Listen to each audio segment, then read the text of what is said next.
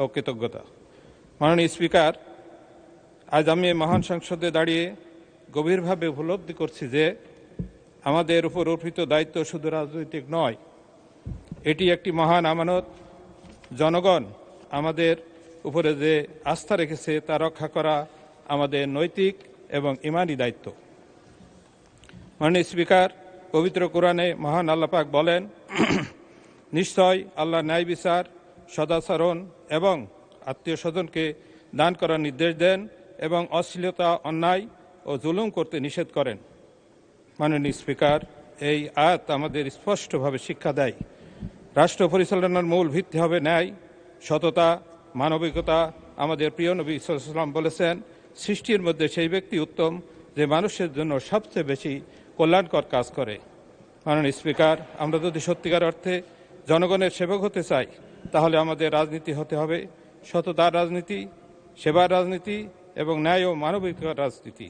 এখানে মতের ভিন্নতা থাকতে পারে, কিন্তু দেশের কল্যাণে আমাদের সকলের হৃদয় এক হওয়া উচিত।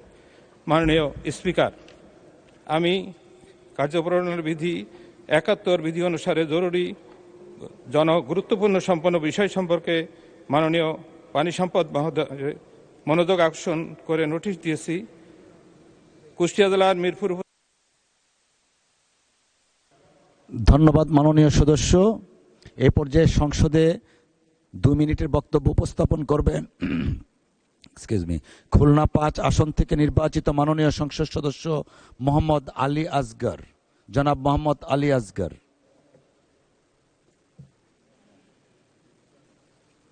উনি সম্ভবত অনুপস্থিত।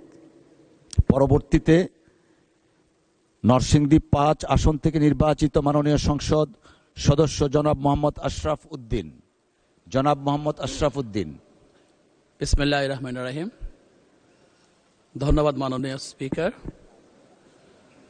আজকের এই মহান জাতীয় সংসদে উপস্থিত হতে পেরে আমি কৃতজ্ঞতা প্রকাশ করছি সংসদ নেতা জনাব তারেক রহমান কাছে। কৃতজ্ঞতা প্রকাশ করছি আমার নরসিংদী 5 রায়পুরার জনগণের কাছে, যারা প্রায় লক্ষখানেক ভোট বেশি দিয়ে আমাকে নির্বাচিত করেছেন। তবে ওনাদের কথা বলতে গেলে অত্যন্ত দুঃখের এবং পরিতাপের বিষয় যে নরসিংদী 5 রায়পুরা 24টা ইউনিয়ন একটা পৌরসভা নিয়ে গঠিত। তার মধ্যে 8টা ইউনিয়নই টোটালি আমাদের বাকি ইউনিয়ন থেকে আলাদা। সেখানে একটা মেঘনা নদী আছে, প্রায় 200 নৌকা প্রতিদিন মানুষ যাতায়াত করে এবং প্রচুর গাড়ি ফেরি পারাপার হয়। কিন্তু এই বৃষ্টি হলে আমরা চরাঞ্চলের প্রত্যেকটা ইউনিয়নকে আমরা শিল্পনগরী বলেন, পর্যটক নগরী বলেন, শিক্ষানগরী বলেন, সব দিক দিয়ে আমরা উন্নত করতে পারি। এই ব্রিজটা এতই গুরুত্বপূর্ণ যে এই ব্রিজটার উপর অনেক কিছু নির্ভরশীল। যদি এই ব্রিজটা করে আমরা নবীনগর হয়ে যদি আমরা দেবীদার বা কুমিল্লা দিয়ে আমরা কানেক্ট করতে পারি ঢাকা টু চট্টগ্রামের হাইওয়ের সাথে, তাহলে আমার মনে হয় এই রাস্তা দিয়ে, এই ব্রিজ দিয়ে মানুষ সিলেটও যেতে পারবে। পাশাপাশি ঢাকা শহরে যে যানজট হয়, শত শত কাভার্ড ভ্যান, ট্রাক, গাড়ি যেটা ঢাকা শহর হয়ে গাজীপুর যায়, ভালুকা, ময়মনসিংহ যায়, সেগুলো এই রাস্তা দিয়ে যাবে। তাতে করে আমরা প্রচুর রেভিনিউ আর্ন করতে পারি। পাশাপাশি এই এলাকার উন্নয়ন করতে পারি, এই এলাকার আশপাশের সমস্ত এলাকার উন্নয়ন হয়। কাজে আমি অনুরোধ রাখবো মাননীয় সড়ক পরিবহন ও সেতু মন্ত্রীর কাছে এই বৃষ্টি করার জন্য যথোপযুক্ত ব্যবস্থা গ্রহণ করার জন্য। ধন্যবাদ।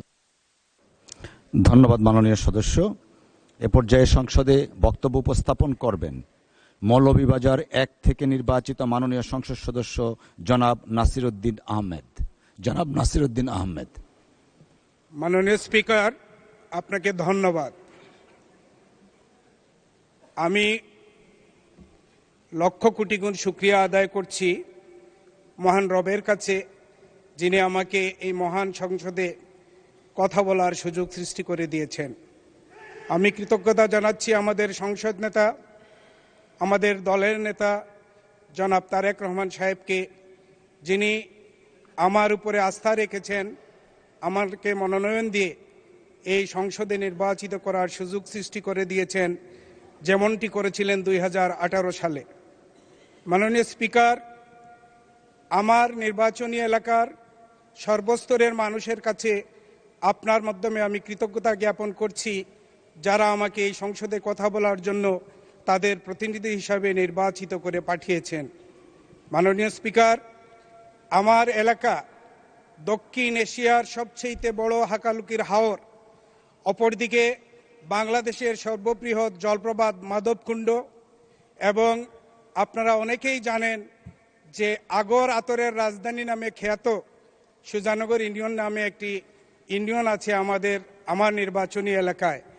আমি অনেক বিষয় নিয়ে কথা বলতে চেয়েছিলাম মাননীয় স্পিকার, সময়ের স্বল্পতার কারণে আমি শুধুমাত্র আমাদের মৌলভীবাজার জেলায় প্রায় 193টি চা বাগান রয়েছে এবং আমার নির্বাচনী আসনে 26টি চা বাগান রয়েছে। আমাদের এই সংসদ নেতা যখন নির্বাচনের প্রচারণা শুরু করেন মার্চের 22 তারিখে, সেদিন সিলেট থেকে ওনার নির্বাচনী প্রচারণা শুরু করে মৌলভীবাজারে বিকালে ওনার নির্বাচনী প্রচারণা একটা বক্তব্যের মাধ্যমে এই চা শ্রমিক এবং চা শিল্পকে রক্ষার জন্য দেখভাল করবেন বলে উনি। ধন্যবাদ মাননীয় সদস্য, আপনার সময় শেষ। এই পর্যায়ে মাননীয় মহান জাতীয় সংসদে বক্তব্য উপস্থাপন করবেন পাবনা 4 আসন থেকে নির্বাচিত মাননীয় সংসদ সদস্য জনাব মোহাম্মদ আবু তালেব মণ্ডল। মাননীয় স্পিকার, আপনাকে ধন্যবাদ। 71 পাবনা 4 ঈশ্বরদী এবং আটঘরিয়াবাসীকে, যারা অক্লান্ত পরিশ্রম করে আমাকে এই মহান সংসদে পাঠিয়েছেন। মাননীয় স্পিকার, বাংলাদেশের অন্যতম উপজেলা ঈশ্বরদী, এখানে দেশের সর্ববৃহৎ প্রকল্প রূপপুর পারমাণবিক কেন্দ্র, অপরদিকে ইপিজেড, এহেন অবস্থায় ঘন জনবসতি এলাকা ঈশ্বরদীর রেলগেট গুরুত্বপূর্ণ একটি স্থাপনা। এই রেলগেট দিয়ে প্রতিদিন হাজার হাজার জনগণ যাতায়াত করে, যানবাহন যাতায়াত করে। রেলগেটের দুপাশেই ঈশ্বরদীর বিভিন্ন গুরুত্বপূর্ণ স্থাপনা রয়েছে। হাসপাতাল, উপজেলা পরিষদ সহ বিভিন্ন হাট বাজার, জনগণ প্রতিদিন যাতায়াত করে, হাজার হাজার মানুষ। সেখানে রেলগেট দিয়ে প্রতিদিন 28টি রেল যাতায়াত করে থাকে, ট্রেনগুলি যাতায়াত করে থাকে। এতে যানজট হয় এবং এই যানজটের কারণে অনেক কর্মঘণ্টা আমাদের ব্যাহত হয়। এই যানজট নিরসনের জন্য এখানে অবশ্যই একটি ফ্লাইওভার নির্মাণের আশু প্রয়োজন। এ বিষয়ে মাননীয় রেলমন্ত্রী এবং সড়ক পরিবহন মন্ত্রণালয়ের উভয়ের সমন্বয়ে। ধন্যবাদ মাননীয় সদস্য। এ পর্যায়ে বক্তব্য উপস্থাপন করবেন সিলেট 5 আসন থেকে নির্বাচিত মাননীয় সংসদ সদস্য জনাব মোহাম্মদ আবুল হাসান। জনাব মোহাম্মদ আবুল হাসান। মাননীয় স্পিকার, আপনাকে ধন্যবাদ। প্রথমে আমি মহান আল্লাহর শুকরিয়া আদায় করছি, সাথে সাথে আমার নির্বাচনী এলাকা জকিগঞ্জ কানাইঘাটবাসীর শুকরিয়া আদায় করছি। মাননীয় স্পিকার, আমার উত্থাপিত বিষয়টা ছিল কানাইঘাট উপজেলায় পাথরকুয়ারি ছিল। বিগত সরকার পরিবেশের দোহাই দিয়ে এই পাথরকুয়ারি বন্ধ রেখেছেন। আমি চাই এই পাথরকুয়ারিটা পরিবেশ রক্ষা করে দ্রুত সময়ের মধ্যে পাথর উত্তোলন করার ব্যবস্থা করা হোক, কেননা এর পরিপ্রেক্ষিতে হাজার হাজার শ্রমিক আজকে দিশাহারা হয়েছে। মাননীয় স্পিকার, জেলা সদর থেকে এত দূরে একটা উপজেলা বাংলাদেশের আর কোথাও আছে বলে আমি জানি না।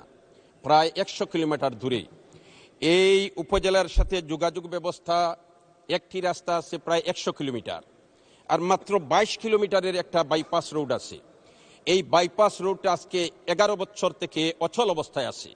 দ্রুত গতিতে যদি স্বল্প সময়ের মধ্যে এই রাস্তার সংস্কার করা হয় তাহলে জকিগঞ্জের জনগণের খুবই সেবা হবে। সাথে সাথে কানাইঘাটের গাজী বুরহান উদ্দিন একটা রোড মাননীয় আছে। সদস্য, আপনার নোটিশের সাথে মিল রেখে দয়া করে বক্তব্য উপস্থাপন করেন। মাননীয় স্পিকার। আমরা আরেকটু অবজার্ভ করেছি, জি। আরো আগেও দুই একজন মাননীয় সংসদ সদস্য নোটিশ যা দিয়েছিলেন সেই প্রেক্ষিতে বক্তব্য আসেনি। দয়া করে নোটিশের সাথে জি, মাননীয় সম্পৃক্ততা স্পিকার, রেখে বক্তব্য রাখেন। ধন্যবাদ আপনাকে। ধন্যবাদ। এই পাথর খোয়ারি থেকে পাথরগুলো উত্তোলন করা হোক, যেহেতু জনগুরুত্বপূর্ণ বিষয় মাননীয় স্পিকার, তাই আমাকে বলতে হচ্ছে। আমাদের বাংলাদেশের মানচিত্র রক্ষা করা আমাদের সাংবিধানিক দায়িত্ব, কিন্তু আবার নির্বাচনী এলাকায় সীমান্ত রেখা কুশিয়ারা নদী, এই কুশিয়ারা নদীর বাঙ্গনের পরিপ্রেক্ষিতে বাংলাদেশের মানচিত্র পরিবর্তন হতে যাচ্ছে। অতএব জরুরি ভিত্তিতে সুরমা এবং কুশিয়ারা নদীর বাঙ্গন প্রতিরোধের ব্যবস্থা করে বাংলাদেশের মানচিত্রকে রক্ষা করা হোক।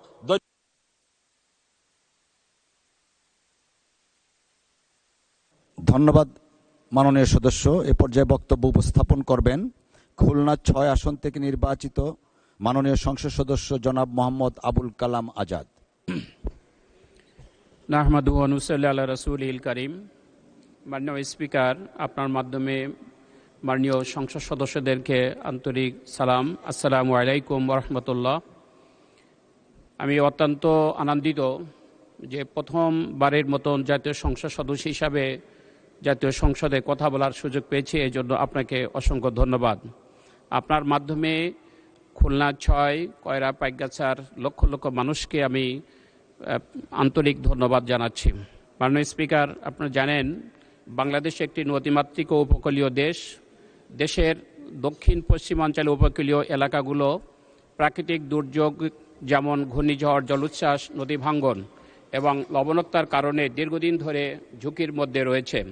খুলনা জেলার কয়রা উপজেলা সুন্দরবনের নিকটবর্তী হয় এটি দেশের অন্যতম ঝুঁকিপূর্ণ উপকূলীয় এলাকা হিসেবে বিবেচিত। এই অঞ্চলে মানুষের জীবন, কৃষি, মৎস্য ও পরিবেশের নিরাপত্তার অধিকাংশ নির্ভর করে কার্যকর ও টেকসই বেড়িবাঁধ ব্যবস্থার উপর। কিন্তু বিদ্যমান অনেক বেড়িবাঁধ দুর্বল ও জরাজীর্ণ হয় প্রতি বছরেই প্রাকৃতিক দুর্যোগে ব্যাপক ক্ষতি সাধিত হচ্ছে। ফলে কয়রা উপজেলার উপকূলীয় এলাকায় টেকসই বেড়িবাঁধ নির্মাণ এখন জাতীয় অগ্রাধিকার হওয়া উচিত।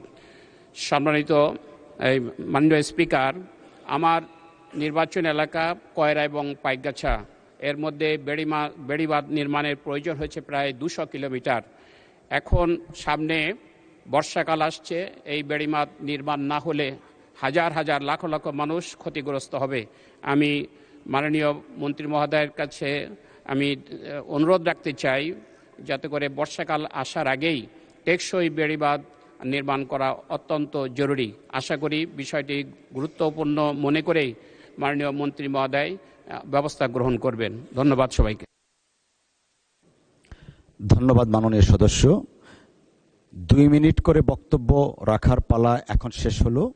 দিনের কার্যসূচি অনুযায়ী এখন সংসদের কার্যপ্রণালী বিধি 71 অনুযায়ী জরুরি জনগুরুত্ব সম্পন্ন বিষয়ে মনোযোগ আকর্ষণের গৃহীত নোটিশসমূহের উপর আলোচনা।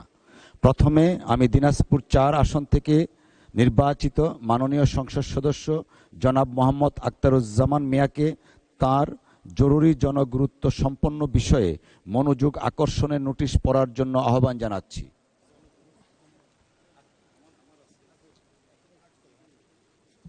মাননীয় স্পিকার, আপনি ডেপুটি স্পিকার হিসাবে শপথ নিয়েছেন, এই জন্য আপনাকে ধন্যবাদ। এবং ধন্যবাদ আজকে মাননীয় স্পিকারের পরিবর্তে বা মাননীয় স্পিকার জায়গায় আপনি স্পিকারের দায়িত্ব পালন করছেন, এই জন্য আপনাকে আন্তরিক ধন্যবাদ। আমার নোটিশ উত্থাপনের পূর্বে আমার অনুমতি সাপেক্ষে আমি আপনাকে ধন্যবাদ জানাই। আমি বিনয়ের সাথে স্মরণ করছি গণতন্ত্রের প্রবক্তা, স্বাধীনতার ঘোষক শহীদ রাষ্ট্রপতি জিয়াউর রহমানকে। আমি শ্রদ্ধার সাথে স্মরণ করি 3 বারের সফল মরহুমা প্রধানমন্ত্রী আপসী নেত্রী বেগম খালেদা জিয়াকে। আমি ধন্যবাদ জানাই মাননীয় প্রধানমন্ত্রীকে আমাকে মনোনয়ন দেওয়ার জন্য। আমি ধন্যবাদ জানাই আমার নির্বাচন এলাকা দিনাজপুর জেলা চিরিবন্দর খানসামা উপজেলার মেহনতি মানুষকে, যাদের মূল্যবান ভোটের মাধ্যমে আমি এই মহান সংসদে দাঁড়িয়ে কথা বলার সুযোগ পেয়েছি। আমি কার্যপ্রণালী বিধির 71 বিধি অনুসারে জরুরি জনগুরুত্ব সম্পন্ন বিষয় সম্পর্কে মাননীয় স্থানীয় সরকার, পল্লী উন্নয়ন সমবায় মন্ত্রী মহোদয়ের মনোযোগ আকর্ষণ করে নোটিশ দিয়েছে। আমার নোটিশের উত্থাপনীয় বিষয় দিনাজপুর জেলার খানসামা উপজেলার জয়ন্তিয়া ঘাট নদীর উপর নির্মাণাধীন ব্রিজ নির্মাণ করার লক্ষ্যে পুনঃটেন্ডার আহ্বান করে ব্রিজ নির্মাণের কাজ সম্পন্ন করা প্রসঙ্গে আমার নির্বাচনী এলাকা দিনাজপুর 4-এর আওতাধীন চিরিবন্দর ও খানসামা উপজেলা নিয়ে গঠিত। অত্র এলাকা কৃষি প্রধান এলাকা হয়, অধিকাংশ মানুষ কৃষিকাজ করে এবং তাদের সকল চাহিদা পূরণ করে থাকে। প্রতিটি এলাকার উন্নয়নের জন্য যোগাযোগ ব্যবস্থা অত্যন্ত গুরুত্বপূর্ণ ভূমিকা রাখে। কৃষক তাদের উৎপাদিত ফসল জনগণের চলাচলের সুবিধার জন্য রাস্তা ও ব্রিজ প্রয়োজন। ব্রিজ নির্মাণের লক্ষ্যে 7-8 বছর পূর্বে দিনাজপুর জেলার খানসামা উপজেলার জয়ন্তিয়া ঘাটে নদীর উপর ব্রিজ নির্মাণ কাজ শুরু হয়, কিন্তু দীর্ঘদিন অতিবাহিত হলেও উক্ত ব্রিজ নির্মাণ কাজ সম্পন্ন না করে ঠিকাদারি প্রতিষ্ঠান কাজ বন্ধ করে পালিয়ে যায়। দীর্ঘদিন ব্রিজ নির্মাণ কাজ বন্ধ থাকা এলাকার জনগণের দুর্ভোগ পোহাতে হচ্ছে। দিন দিন জনগণের মধ্যে ক্ষোভ বৃদ্ধি পাচ্ছে। তাই জরুরি ভিত্তিতে খানসামা উপজেলার জয়ন্তী ঘাট নদীর উপর ব্রিজ নির্মাণে পুনঃটেন্ডার করে দ্রুত ব্রিজ নির্মাণ করা এলাকাবাসীর প্রাণের দাবি। বিষয়টি অতি জরুরি গুরুত্বপূর্ণ সম্পন্ন বিধায় এ বিষয়ে প্রয়োজনীয় ব্যবস্থা গ্রহণ করার জন্য মাননীয় মন্ত্রীর মনোযোগ আকর্ষণ করছি। মাননীয় স্পিকার, আপনাকে ধন্যবাদ। ধন্যবাদ মাননীয় সদস্য আপনাকে। মাননীয় স্থানীয় সরকার, পল্লী উন্নয়ন ও সমবায় মন্ত্রী জনাব মির্জা ফখরুল ইসলাম আলমগীরকে এই বিষয়ে তার সংক্ষিপ্ত বিবৃতি প্রদানের জন্য আহ্বান জানাচ্ছি। ধন্যবাদ মাননীয় স্পিকার। আমি ধন্যবাদ জানাচ্ছি আমাদের সম্মানিত সংসদ সদস্যকেও। উনি যে এলাকা থেকে নির্বাচিত হয়েছেন সেই এলাকাটি হচ্ছে আমার নির্বাচনী এলাকার খুব কাছেই, দিনাজপুর জেলার বীরগঞ্জ এবং আপনার খানসামা বর্ডারে। এবং আজকে সেই সূত্রে আমি স্মরণ করতে চাই যে দীর্ঘদিন আগে 2001 সালের নির্বাচনের পরে নিশ্চয়ই মাননীয় সংসদ সদস্যের মনে আছে যে খানসামা এবং পাকেরহাটে একটি ব্রিজ উদ্বোধন করেছিলেন আজকে যিনি আমাদের প্রধানমন্ত্রী, সংসদীয় নেতা, তিনি সেই ব্রিজটি উদ্বোধন করেছিলেন। আজকে যেভাবেই হোক তার পাশেই আরেকটি ব্রিজের কথা বলছেন, আমার যতদূর মনে হয় আমাদের মাননীয় সংসদ সদস্য। এলজিডির পল্লী সড়কে গুরুত্বপূর্ণ সেতু নির্মাণ প্রকল্পের আওতায় দিনাজপুর জেলার বীরগঞ্জ উপজেলাধীন Sujalpur UP Birganj headquarter Pakerhat GC via Burir Bazar Jayantia Ghat সড়কে, এটার আইডি আছে রোড আইডি 127122007, 7350 মিটার চেইনেজে আত্রাই নদীর ওপর 450 মিটার ব্রিজটির এক প্রান্ত খানসামা উপজেলা এবং অপর প্রান্ত বীরগঞ্জ উপজেলায় পড়েছে এবং কাজটি বীরগঞ্জ উপজেলা হতে বাস্তবায়িত হচ্ছে। ব্রিজটি বাস্তবায়নের জন্য 25/9/18 তারিখে চুক্তি সম্পাদিত হয়।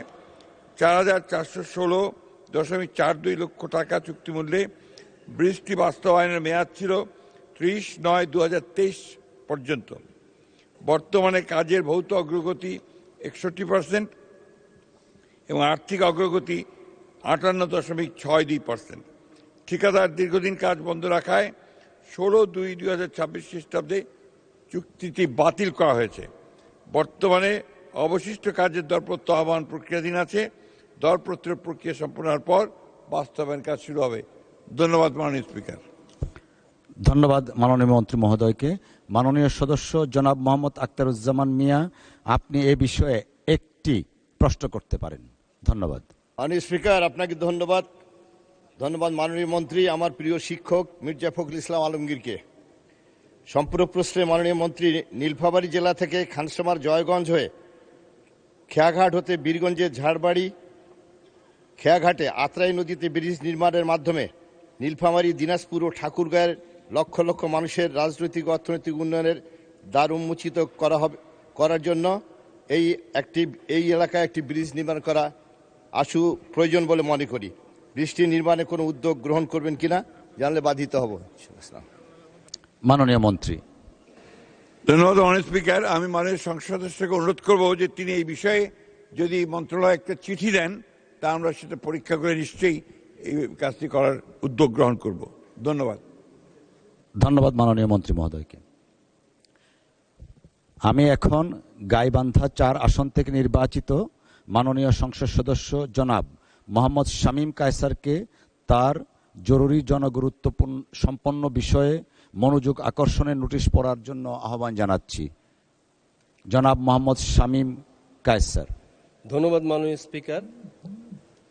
মাননীয় স্পিকার, আপনার মাধ্যমে আমি এই মহান সংসদে অত্যন্ত শ্রদ্ধার সাথে স্মরণ করতে চাই, আপনার ঠিক মাথার উপরে, সবার উপরে যে বিসমিল্লাহির রহমানির রহিম লেখা আছে, আমাদের এই গণপ্রজাতন্ত্রী বাংলাদেশের সংবিধানের এই বিসমিল্লাহর প্রবক্তা, বহুদলীয় গণতন্ত্রের প্রবক্তা শহীদ রাষ্ট্রপতি জিয়াউর রহমানকে, যিনি আজ থেকে 55 বছর পূর্বে অত্যন্ত ক্রান্তিকালীন সময়ে একটি ঘোষণার মাধ্যমে পুরো জাতিকে ঐক্যবদ্ধ করে মুক্তিযুদ্ধে ঝাঁপিয়ে পড়েছিলেন। আপনার মাধ্যমে আমি শ্রদ্ধার সাথে স্মরণ করতে চাই, যিনি এই বাংলাদেশের পক্ষের শক্তি হিসেবে কাজ করতে গিয়ে ফ্যাসিস্টের নির্যাতনে, সহযোদ্ধাদের যখন নিজের দলের পরিচয়ের মার্কা ছিল না, তখন এই আইডেন্টিটি ক্রাইসিসের মুহূর্তে নিজ দলের প্রতীক ধানের শীষ তাদের হাতে তুলে দিয়ে আইডেন্টিটি প্রদান করেছিলেন সে প্রয়াত দেশনেত্রী বেগম খালেদা জিয়া। আমি আপনার মাধ্যমে অত্যন্ত শ্রদ্ধার সঙ্গে ধন্যবাদ জানাতে চাই, যিনি আপনার মাথার উপরে যেখানে ছবির সংস্কৃতি ছিল, সেই ছবির সংস্কৃতিকে পরিবর্তন করে কালিমার অমোঘ বাণী লা ইলাহা ইল্লাল্লাহু মুহাম্মাদুর রাসূলুল্লাহ এই ক্যালিগ্রাফি বসিয়েছেন। সংসদের বিভিন্ন জায়গায় আমরা দেখতে পাচ্ছি।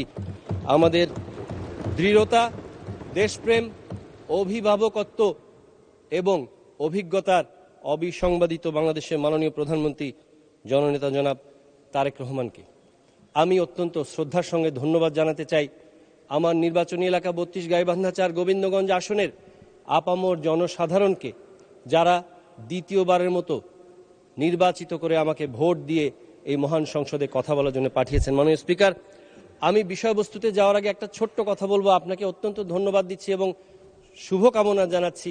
রাজপথ থেকে আজকে সংসদ পরিচালনার সর্বোচ্চ আসনে আপনি বসে আমাদেরকে পরিচালনা করছেন। আপনার প্রতিবেশীর হক আপনি আদায় করার কথা বলেছেন।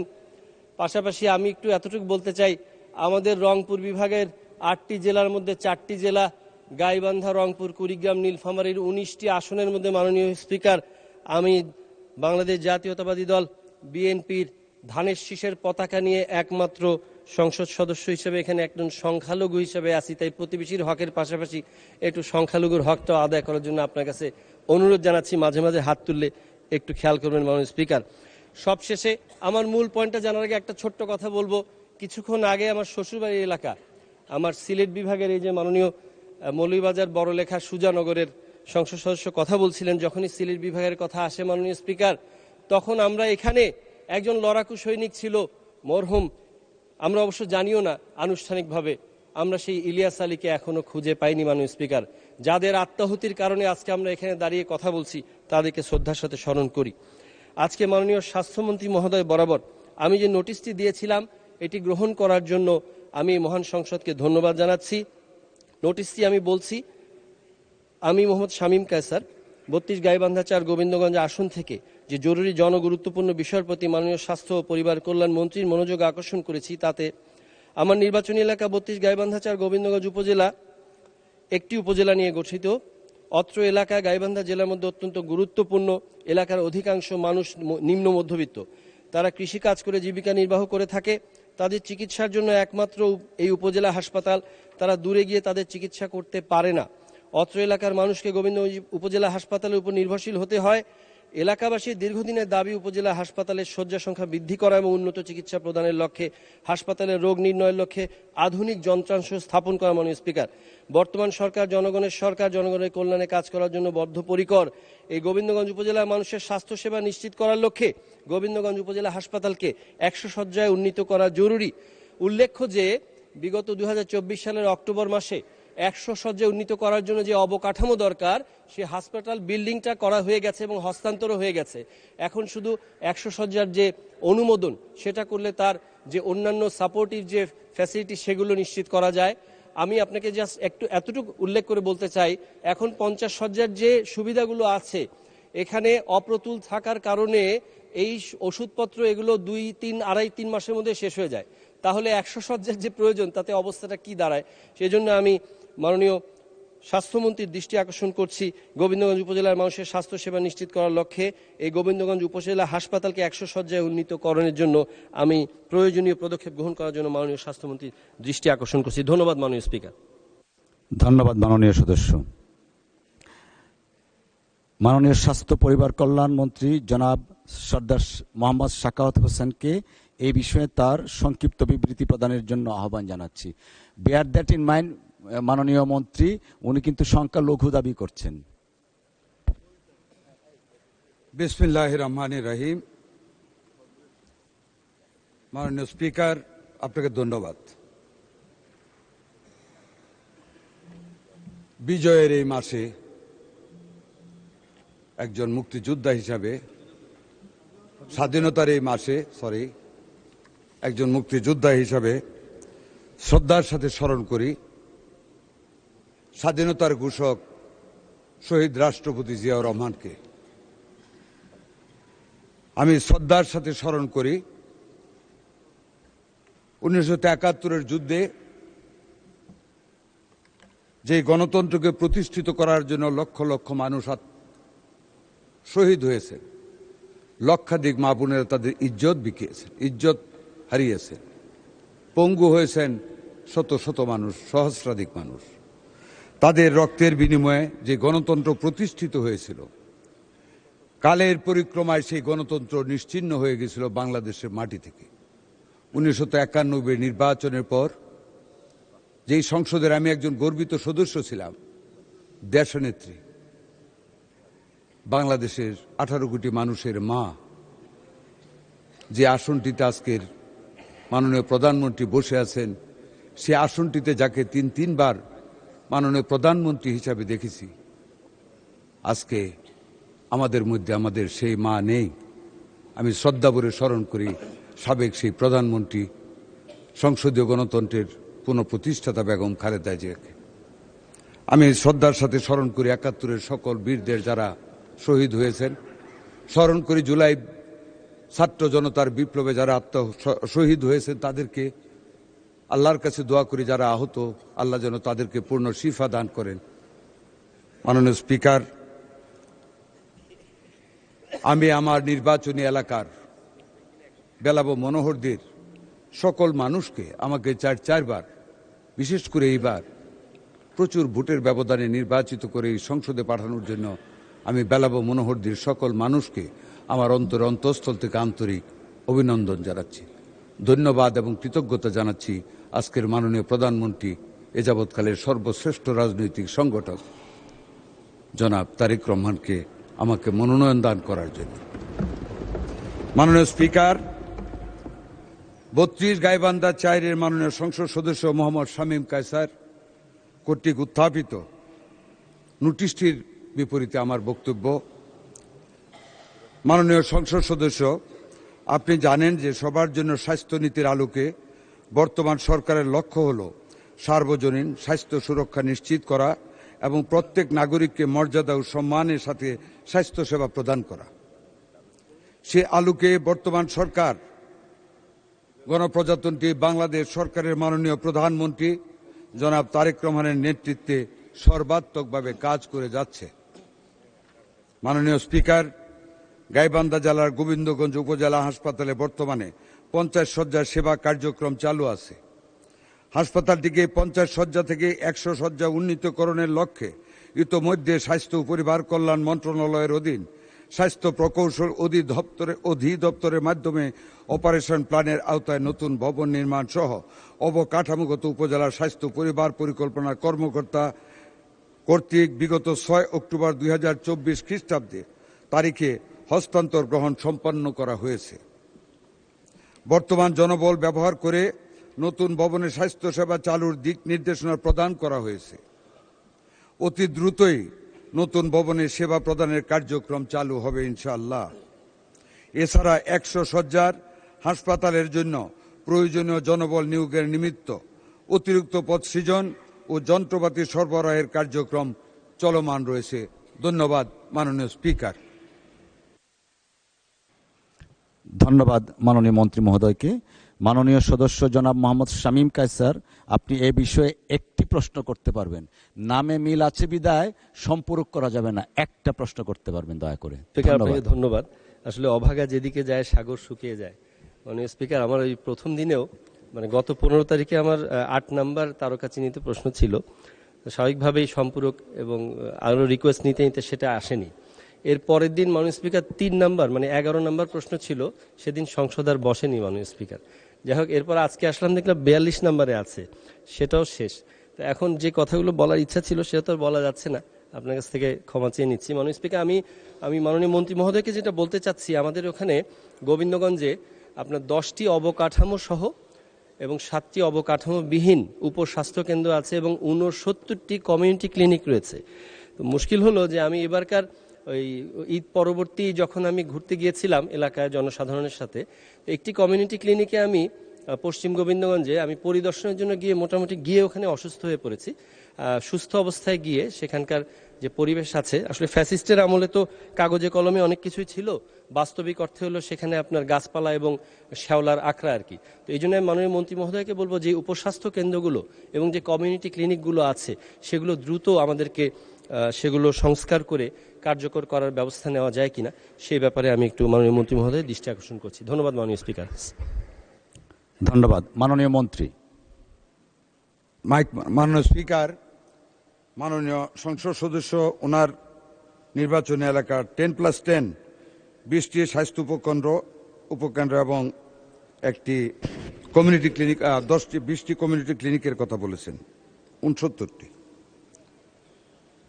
এই সিনারিও যেটা উনি বর্ণনা করেছেন মাননীয় স্পিকার, এটা সারা বাংলাদেশের একটা সিনারিও। বিগত ফ্যাসিস্ট সরকারের আমল থেকে নিয়ে যে লুটপাট স্বাস্থ্য খাতে হয়েছে, যেই ধরনের অব্যবস্থাপনা হয়েছে, এতে কোথাও চলমান কোনো প্রজেক্টও মাননীয় স্পিকার কোনো উন্নয়নমূলক কাজ হয়নি। আপনি শুনে অবাক হবেন, 250 বেডের যে হসপিটালগুলি নির্মাণাধীন, সেইগুলির যে ইঞ্জিনিয়ারিং স্ট্রাকচারে যে প্ল্যান করেছে, আপনার এন্ট্রান্স যেদিক দিয়ে মধ্যখানে উইদাউট এনি প্ল্যানিং বাথরুম করে রেখেছে, যেখানে কোনোদিন মানুষ ঢুকতেও পারবে না ময়লার গন্ধে। তড়িঘড়ি করে টাকা কামানোর লক্ষ্যে ইল প্ল্যানিংয়ের মাধ্যমে হসপিটালগুলিকে তাড়াতাড়ি স্ট্রাকচার করার কাজ শুরু করিয়েছিল এবং লুটপাট করেছে। আমাদের স্বাস্থ্য খাতে বর্তমানে মাননীয় স্পিকার উন্নয়নমূলক কাজে যাওয়ার মতো কোনো তহবিল নেই। এমনকি আপনি শুনে অবাক হবেন, উপজেলার স্বাস্থ্য কমপ্লেক্সগুলিতে পর্যন্ত আমাদের গজ, ব্যান্ডেজ, সিরিঞ্জ কেনার মতন পর্যাপ্ত টাকা নেই, সব শেষ করে গিয়েছে। এমনকি বিগত তত্ত্বাবধায়ক সরকারের যে আমল গিয়েছে, ওনাদের আমলও যা কিছু ছিল তাহা কিছু নিঃশেষ হয়ে গিয়েছে। যাক, মাননীয় প্রধানমন্ত্রীর সাথে সারা বাংলাদেশের এই অবস্থা নিয়ে 2-3 দফা আলাপ হয়েছে। ইনশাল্লাহ আগামী বাজেটের পর আমরা পর্যায়ক্রমে আমাদের সীমিত সম্পদের ভিতর থেকে বাংলাদেশের প্রত্যেকটি উপজেলায় জনগণের কাছে স্বাস্থ্যসেবাকে পৌঁছে দিতে যতটুকু অবকাঠামোর উন্নয়নের প্রয়োজন, ইনশাল্লাহ আমরা ততটুকুন করব। মাননীয় সংসদ সদস্যের নির্বাচনী এলাকা অবশ্যই তা থেকে বাদ পড়বে না, বরঞ্চ উনি যে কবিতার ছন্দে কথা বলেছেন, আমি মনে রেখে একটু বেশি গতিতে ওনারটা করব। ধন্যবাদ মাননীয় স্পিকার। ধন্যবাদ মাননীয় মন্ত্রী মহোদয়কে। আমি এখন কুষ্টিয়া 1 আসন হতে নির্বাচিত মাননীয় সংসদ সদস্য জনাব রেজা আহমেদকে তার জরুরি জনগুরুত্ব সম্পন্ন বিষয়ে মনোযোগ আকর্ষণের নোটিশ পড়ার জন্য আহ্বান জানাচ্ছি। মাননীয় স্পিকার, আপনাকে অসংখ্য ধন্যবাদ। বিশেষ করে এই স্বৈরাচার আমলে আপনি আমার উপজেলা, একটি উপজেলা নিয়ে একটি সংসদীয় আসন, 42টি মামলা বিনা খরচে আপনি আমার 1800 আসামিকে জামিন করিয়েছেন। এর জন্য আপনাকে অসংখ্য ধন্যবাদ জানাচ্ছি এই সংসদে। আমি প্রথমেই স্মরণ করি আমাদের প্রিয় নেতা মরহুম শহীদ রাষ্ট্রপতি জিয়াউর রহমানকে। আমি স্মরণ করি দেশমাতা সাবেক 3 বারের প্রধানমন্ত্রী মরহুমা বেগম খালেদা জিয়াকে।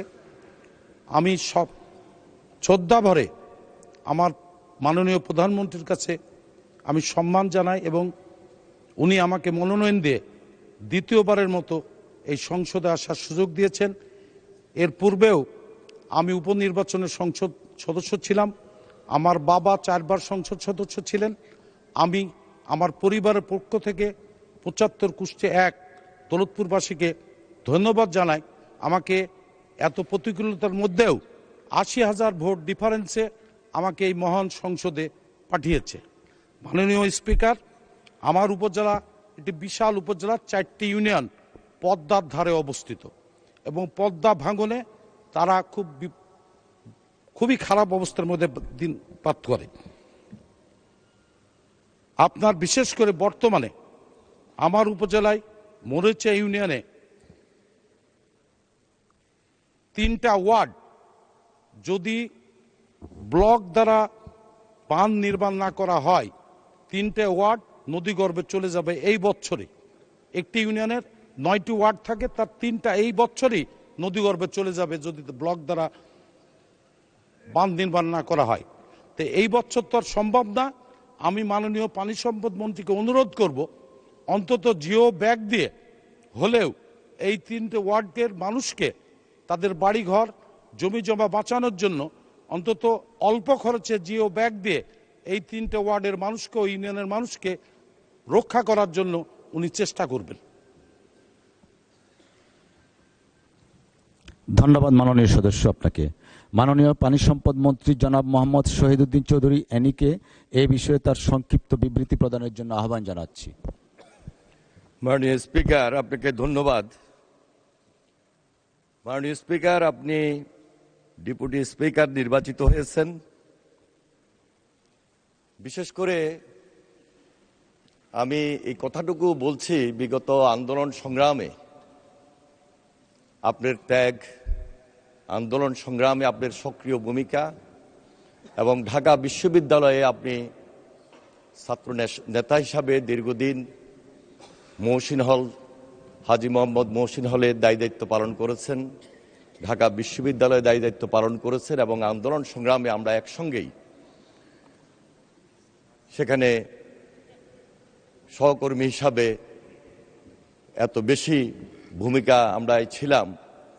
সর্বশেষ এই দেশে বিগত 17 বছরের আন্দোলন সংগ্রামের মধ্য দিয়ে আমরা ফ্যাসিস্ট এই হাসিনা বিরোধী আন্দোলনের সক্রিয় ভূমিকার মধ্য দিয়ে আজকে এই জাতীয় সংসদে উপনীত হয়েছে।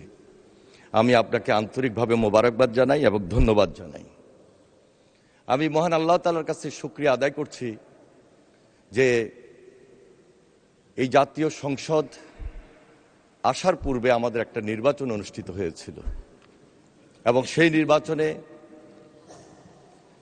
বাংলাদেশ জাতীয়তাবাদী দলের চেয়ারম্যান মাননীয় প্রধানমন্ত্রী জনাব তারেক রহমান আমাকে মনোনয়ন দিয়েছেন। আমি তার কাছে কৃতজ্ঞতা প্রকাশ করছি এবং আমার নির্বাচনী এলাকা লক্ষ্মীপুর এলাকাবাসীর প্রতি আমি কৃতজ্ঞতা প্রকাশ করছি। মাননীয় স্পিকার, আপনি অভিভাবকের দায়িত্বে রয়েছেন এবং এই সংসদ আপনার নেতৃত্বে একটি আলোচনার কেন্দ্রবিন্দু এবং জাতীয় সংসদ গণতন্ত্রকে আরও বেশি অর্থবহ করে তুলবে, সেই কথাটি উল্লেখ করে আমি আজকে আমাদের মাননীয় সংসদ সদস্য রেজা আহমেদ, ওনাকেও আন্তরিকভাবে মোবারকবাদ জানাই যে উনি একজন ভাগ্যবান ব্যক্তি। এই সংসদে তিনি ৭১ বিধিতে যে জনগুরুত্বপূর্ণ নোটিশটি দিয়েছেন সেটি অত্যন্ত যৌক্তিক এবং যথেষ্ট জনগুরুত্বপূর্ণ এবং গুরুত্ব দাবি করে। মাননীয় সংসদ সদস্য তিনি কুষ্টিয়া জেলার দৌলতপুর উপজেলাধীন পদ্মা নদী সংশ্লিষ্ট হাটকোলা পাড়া নামক স্থানে ৭.৮০০ কিলোমিটার এবং চিলমারি ইউনিয়নের উদয়নগর নামক স্থানে ৯.২০০ কিলোমিটার, সর্বমোট ১৭ কিলোমিটার স্থায়ী প্রতিরক্ষামূলক কাজ বাস্তবায়নের নিমিত্ত IWM institute of water modelling কর্তৃক Pabna irrigation and rural development project PIRDP শীর্ষক সম্ভাব্যতা সমীক্ষার কাজ সম্পন্ন হয়েছে। সম্ভাব্যতা সমীক্ষার রিপোর্ট অনুযায়ী বর্তমানে ডিপিপি প্রণয়নের কাজ চলমান রয়েছে। মাননীয় স্পিকার, উক্ত প্রকল্পটির আওতায় সিসি ব্লক এবং জিও ব্যাগের মাধ্যমে স্থায়ী প্রতিরক্ষামূলক কাজ বাস্তবায়ন করার প্রয়োজনীয় ব্যবস্থা গ্রহণ করা হবে বিদায় আমি ওনাকে এতটুকু আশ্বস্ত করছি।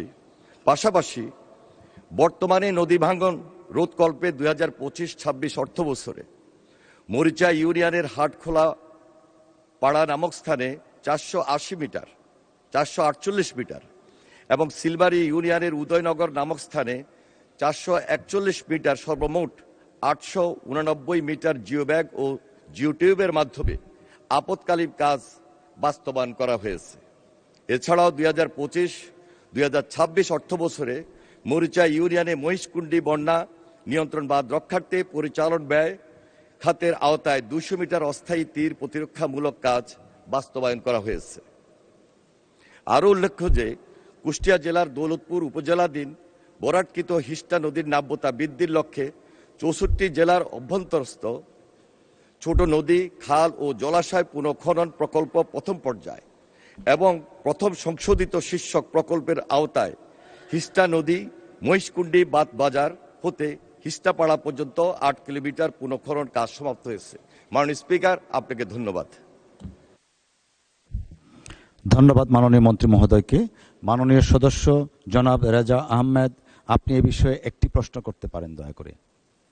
মাননীয় মন্ত্রী মহোদয়, আমার প্রশ্ন, হাটখোলা পাড়ায় করেছেন বা চিরমারিতে কিছু অংশ হয়েছে, কিন্তু কোলদেয়ার গ্রাম বলে একটি গ্রাম যেখানে 2টা ওয়ার্ড, এই জায়গায় যদি জিও ব্যাগ এই বর্ষার আগে না লাগানো হয় তাহলে এই 2টা ওয়ার্ড পদ্মা নদী গর্ভে চলে যাবে, অনেক জমি জমা চলে যাবে, অন্তত 2,500 থেকে 3,000 বাড়িও নদী গর্ভে চলে যাবে। এইটা এই বর্ষার আগেই জিও ব্যাগ ওখানে পুনঃস্থাপন করা হবে কিনা, এটা আমার প্রশ্ন। মাননীয় মন্ত্রী। মাননীয় স্পিকার, আপনাকে ধন্যবাদ। মাননীয় সংসদ সদস্য অত্যন্ত জনগুরুত্বপূর্ণ বিষয়টি উত্থাপন করেছেন এবং একটি সম্পূরক প্রশ্ন করেছেন। আমি ওনাকে আন্তরিকভাবে মোবারকবাদ জানাই। আগাম বন্যার সমস্ত প্রস্তুতি আমরা ইতিমধ্যে নেওয়া শুরু করেছি। আমরা আশা করছি যে খুবই ইমার্জেন্সি ওয়ার্ক হিসাবে বাংলাদেশের প্রায় প্রতিটি জায়গায় আমরা খুব সতর্ক আছি কোথায় কি করতে হবে। এর মধ্যে আমরা চেষ্টা করব যে ওনার যে 2.5 কিলোমিটার সেটি যেন আমরা সেটাকে অ্যাড্রেস করতে পারি এবং সেটাকে অ্যাডজাস্ট করতে পারি। ধন্যবাদ মাননীয় স্পিকার। ধন্যবাদ মাননীয় মন্ত্রী। ধন্যবাদ মাননীয় সদস্য এবং মন্ত্রী মহোদয় দুইজনকেই আমার প্রতি যে জেস্টার আপনারা এক্সপ্রেস করেছেন সেজন্য আপনাদের দুইজনকে ধন্যবাদ।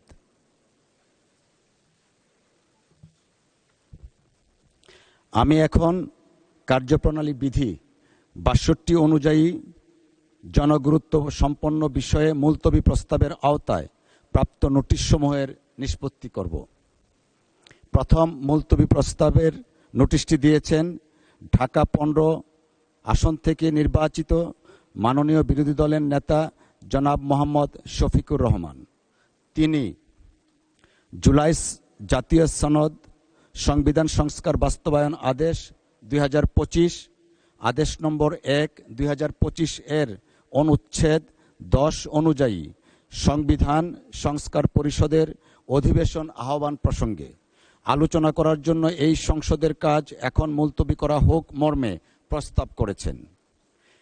কার্যপ্রণালী বিধির 65 বিধি অনুযায়ী আমি এখন মাননীয় বিরোধী দলের নেতা জনাব মোহাম্মদ শফিকুর রহমানকে তার মুলতবি প্রস্তাবটি উত্থাপনের অনুমতি প্রার্থনার জন্য আহ্বান জানাচ্ছি। ধন্যবাদ মাননীয় স্পিকার, আমাকে এই সুযোগ দেওয়ার জন্য। আমি আপনার কাছে এই প্রস্তাবটি উত্থাপন করলাম অনুমতির জন্য। ধন্যবাদ আপনাকে। অনুমতি প্রদান করা হলো। মাননীয় বিরোধী দলের নেতার প্রস্তাবটি আপনি এখন উত্থাপন করুন।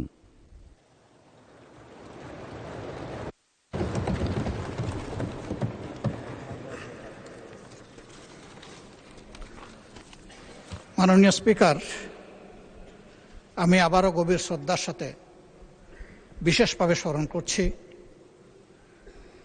গত 17.5 বৎসর যারা বিভিন্নভাবে নির্যাতিত হয়েছেন, জুলুমের শিকার হয়েছেন, যারা জীবন দিয়ে দুনিয়া থেকে বিদায় নিয়েছেন, আহত পঙ্গু হয়েছেন, আয়নাগরের সঙ্গী হয়েছেন, তাদের সকলকেই আমি গভীর শ্রদ্ধার সাথে স্মরণ করছি।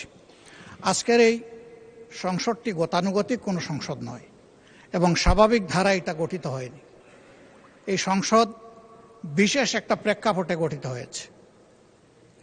আমরা সকলেই এখানে আজকে যারা আছি কম বেশি 15.5 বৎসর একটি স্বৈর শাসনের, ফ্যাসিবাদী শাসনের জাতাকলে পিষ্ট ছিলাম এবং আমার ধারণা জেলের ভাত না খাওয়া মানুষ এখানে বোধহয় খুঁজে পাওয়া যাবে না।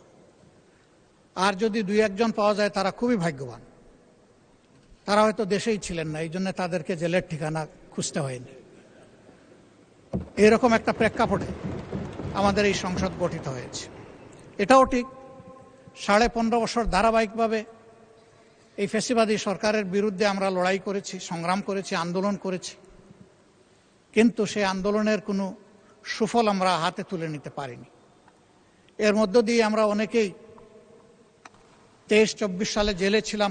মাননীয় সদস্য, আমি আন্তরিকভাবে দুঃখিত, বিধি অনুযায়ী লিখিত বিবৃতিটা পড়ে শোনানোর কথা। আমি যাচ্ছি, 1 মিনিট মাননীয়, আমি যাচ্ছি। আমরা জেলে ছিলাম, আমাদেরকে জেলে রেখেই একটা আমিডামি নির্বাচন হয়েছে। সেই নির্বাচনের পরে একটা বিশেষ প্রেক্ষাপটে আমাদের তরুণ যুব সমাজের একটা দাবিকে অগ্রাহ্য অমান্য করার কারণে, গায়ের জোরে দমন করার পথ বেছে নেওয়ার কারণে তারা জীবন বাজি রেখে লড়াইয়ের ডাক দিয়েছিল, নেতৃত্ব দিয়েছিল।